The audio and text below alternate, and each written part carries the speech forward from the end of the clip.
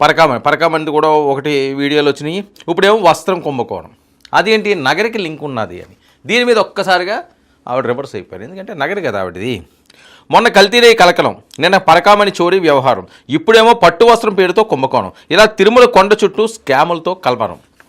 ఇంకా స్వామివారి పట్టు వస్త్రాల కొనుగోలు అక్రమాలు, దాతలు వీఐపీలకు బహుకరించే పట్టు సాలువాల కొనుగోలులో భారీ అవినీతి జరిగిందని చెప్పి ఇప్పుడు బయటపడింది. ఇక పట్టు పేరుతో పాలిస్టర్ వస్త్రాలు అందజేశారని అనుమానాలు. 2010 నుంచి ఇది అందా చేస్తున్నారని ఆరోపించిన టీటీడీ. ఇటీవల జరిగిన బోర్డు మీటింగ్లో చర్చ. 350 నుంచి 400 రూపాయలు విలువ చేసే ఒక్కో పట్టు సాలువ 1400కు అమ్ముతున్నట్లు ప్రాథమికంగా నిర్ధారణ. 54 కోట్ల అవినీతి జరిగిందని చెబుతున్న విజిలెన్స్ నివేదిక. ఇక కేసు దర్యాప్తును ఏసీపీకి అప్పగించాలని టీటీడీ బోర్డు. గత సెప్టెంబర్లో పట్టు వస్త్రాల నాణ్యతపై అనుమానం. ధర్మవరం, బెంగళూరులో శాంపిల్స్ పరీక్షలు, సెంట్రల్ సిల్క్ బోర్డు ఇచ్చిన శాంపిల్స్ రిపోర్టు టీటీడీ నిబంధనలను తీవ్రంగా అతిక్రమించినట్లు తేల్చింది. అయితే వస్త్రాలను స్వచ్ఛమైన మల్బరీ పట్టుతో నేయాలి.